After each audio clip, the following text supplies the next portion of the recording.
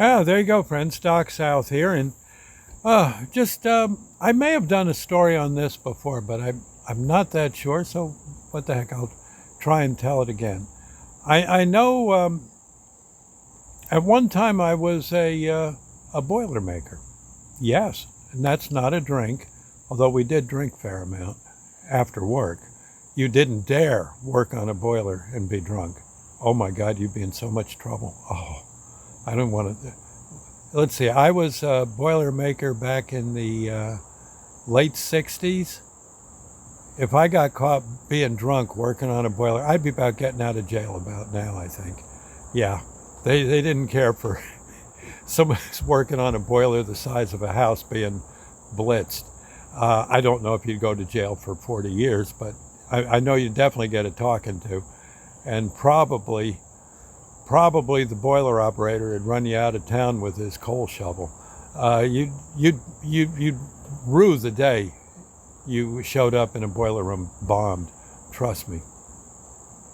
But after work, oh, that was another story. If you were on the road, staying overnight at some town in the middle of Pennsylvania up in the mountains, oh yes, the beer flew heavily down our gullets, and for some reason we were able to get up in the morning.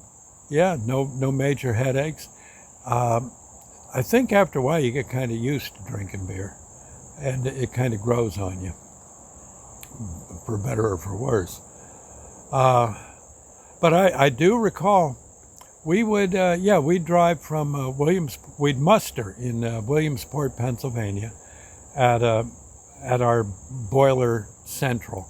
Actually, it was a place called, I doubt they're there anymore, Complete Boiler Service. They were very good people and great to work for. And they would send us on, missions, shall we say, to fix this boiler or that in a hospital, a school, a college, factory, you name it. Very seldom did we do house boilers. They were a little too small. But the big ones the size of a garage, the size of a house. Here, for instance, I'm just going to turn the camera around to so you can see our house. Okay, see the house? Okay, they're boilers that big. In fact, there's boilers that make that house look like a little tiny tinker toy, and we'd work on them. Yeah, can you believe it? And actually, we were pretty good at it. There were the old timers who had been doing boiler making for 30 years and still in the business, 50, 60 years old, tough as nails, wiry. Oh my gosh. And then there'd be us, the younger guys who wanted to learn the trade. And generally, anyone that was a slacker didn't usually work too long for the company because it was murderous hot. It was a little bit dangerous if you messed with the wrong thing. You could get yourself killed. But the old timers again showed us what to do and what not to do, and we listened to them. Oh yes, you did. And you'd work. You'd get to the site. Bring out all your equipment, all the tools you need. I mean, we had wrenches that were 4 feet long. We did. Monkey wrenches. I'm not kidding you. Longer, come to think of it. And all the equipment we were going to install in the boiler, the tubing, maybe the firebox, some steel for the firebox, or a new burner might be going in, whatever, or everything. Maybe we're pulling out the old boiler, putting in a new one. That might take a few weeks. And we like I said, once we were there, we'd get a room somewhere, and we'd get up in the morning, go to the job, which being as we were in that town at that point, wasn't too far away. We'd get some breakfast, get to the job, work, find a bar in town, get some beer, go home. But not home, but back to the motel, and thus it went. Watch a little TV and conk out. Most cases we needed showers pretty bad because you're usually covered with soot, which was never didn't go well too often with the owner of the motel, but then again, we paid, our money was good, and they figured they'd work it out somehow. But we, all in all, it was kind of, you met some interesting people, God knows. Saw some interesting, beautiful sights all through Pennsylvania. That was pretty much the state we worked in, the Commonwealth.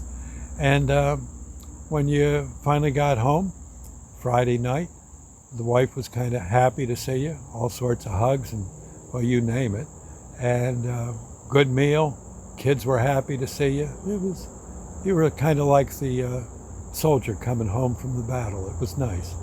And Monday, yeah, you went back out again till the boiler was fixed. Of course, you'd make phone calls home at night, say goodnight to the kids and like that. And it worked out.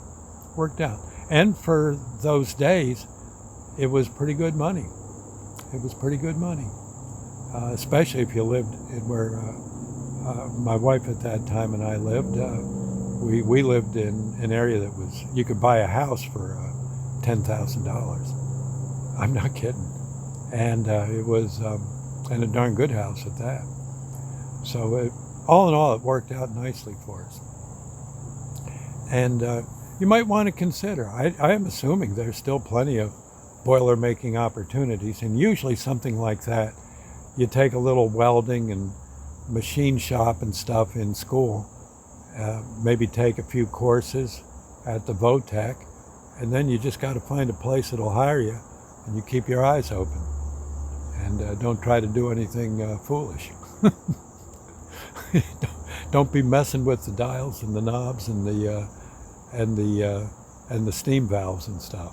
Just listen to the old timers because they know what they're saying. And that was one nice thing about it, was the old timers, bless their hearts, knew their stuff, and they could do it. They could do it, with or without you. So it was kind of nice. Anyway, I'll see you later. Enough of my baloney. I've got to get some supper and hit the hay. I'll see you. God bless.